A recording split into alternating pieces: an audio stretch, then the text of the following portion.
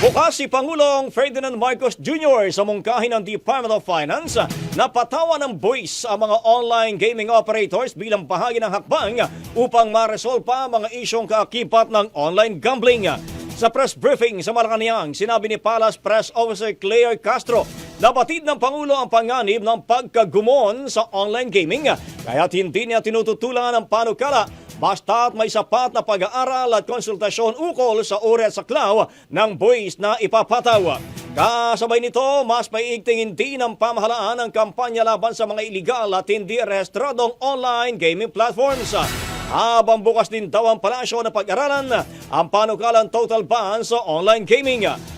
Ni Castro, lahat ng suhestyon para limitahan ang epekto ng online gambling, lalo na sa mga nalulung dito, ay hindi raw tututulan ng Pangulo. Ang bahaging ito ay hatid sa atin ng Mom's Love ES1 Capsule. Simulang tuparin ang pangarap ng iyong anak. And stunting now!